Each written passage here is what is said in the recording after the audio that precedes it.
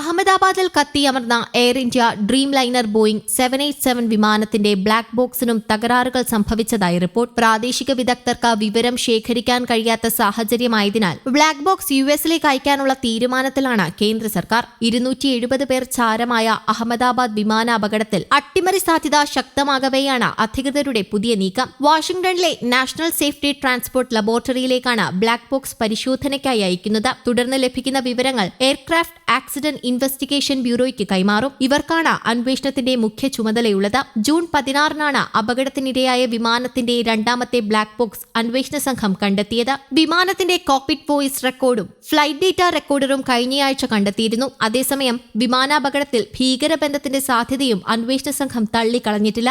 Maintenance, ground handling ജീവനക്കാരെ വിശദമായി ചോദ്യം ചെയ്യുകയാണ്. ഇവരുടെ മൊബൈൽ ഫോണുകൾ പിടിച്ചെടുത്തു. സിസിടിവി ദൃശ്യങ്ങളും പരിശോധിക്കുന്നുണ്ട്. Gujarat police, airport authority, directorate general of civil aviation എന്നിവരും അന്വേഷണം നടത്തുന്നുണ്ട്. കേന്ദ്ര സർക്കാർ രൂപീകരിച്ച ഉന്നത സമിതിയും അന്വേഷിക്കുന്നു. Cockpit voice recorder, black box എന്നിവയിലെ ഡേറ്റ സൂക്ഷ്മമായി പരിശോധിക്കുകയാണ്. യുഎസ് നാഷണൽ ട്രാൻസ്പോർട്ടേഷൻ സേഫ്റ്റി ബോർഡും യുഎസ് ഫെഡറൽ ഏവിയേഷൻ അഡ്മിനിസ്ട്രേഷനും സമാന്തര അന്വേഷണം നടത്തുന്നു. ബോയിംഗ് കമ്പനി ഉദ്യോഗസ്ഥരും യുകെയിലെ ഏവിയേഷൻ വിദഗ്ധരും അഹമ്മദാബാദിൽ ക്യാമ്പ് ചെയ്യുകയാണ്. വിമാനത്തിന്റെ പൈലറ്റിന് പിഴവുണ്ടായോ? സാങ്കേതിക തകരാറാണോ അപകടത്തിന് കാരണമായത്? വിമാന രൂപകൽപ്പനയിൽ അപാകതയുണ്ടായിരുന്നു? എഞ്ചിൻ മെയിന്റനൻസ് കൃത്യമായി നടത്തിയില്ലേ എന്നീ ചോദ്യങ്ങൾക്കുള്ള ഉത്തരമാണ് അന്വേഷണ സംഘം തേടുന്നത്. വിമാനത്തിന്റെ 2 എഞ്ചിനുകളും ഒരേ സമയം പ്രവർത്തനരഹിതമായി. ഇലക്ട്രിക് ഹൈഡ്രോളിക് സംവിധാനങ്ങൾ പൂർണ്ണതോതിൽ പ്രവർത്തിച്ചില്ല തുടങ്ങിയ സംശയങ്ങൾ ബലപ്പെടുകയാണ്. ഈ സാഹചര്യമുണ്ടായാൽ ഓട്ടോമാറ്റിക്കായി പ്രവർത്തിക്കുന്ന റാമെയർ ടർബൈൻ ഡ്രീം ലൈനറും പ്രവർത്തിച്ചെന്നാണ് സംശയിക്കുന്നത്. അടിയന്തര സാഹചര്യങ്ങളിൽ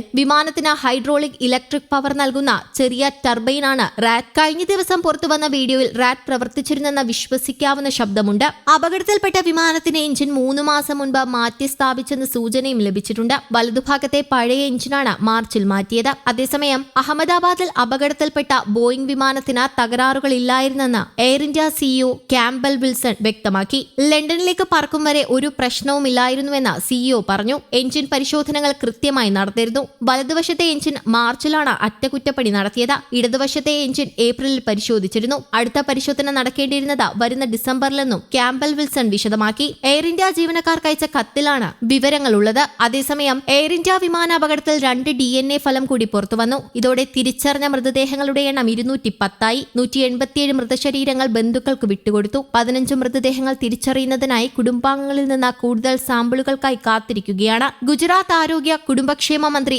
ഋഷികേഷ് പട്ടേൽ അറിയിച്ചതാണിത്. അഹമ്മദാബാദിൽ നിന്ന് പറന്നുയർന്ന എയർ ഇന്ത്യ വിമാനത്തിലുണ്ടായിരുന്ന 242 പേരിൽ 241 പേരും കൊല്ലപ്പെട്ടിരുന്നു. അത്ഭുതകരമായി രക്ഷപ്പെട്ടത് വിശ്വാസ് കുമാർ രമേശ് ആശുപത്രിയിൽ നിന്ന് ഡിസ്ചാർജായി. മരിച്ചവരിൽ 27 ബ്രിട്ടീഷ് പൗരന്മാരും 4 പോർച്ചുഗീസ് പൗരന്മാരും 1 കനേഡിയൻ പൗരനും ഉൾപ്പെടുന്നു. ജൂൺ 12-ന് ലണ്ടനിലേക്ക് പോവുകയായിരുന്ന air India Boeing dream liner 787 വിമാനമാണ് സർദാർ വല്ലഭായ് പട്ടേൽ രാജ്യാന്തര വിമാനത്താവളത്തിൽ നിന്ന് ടേക്ക് ഓഫ് ചെയ്ത നിമിഷങ്ങൾക്കുള്ളിൽ തകർന്നത്. News desk, Kerala Kaumudi.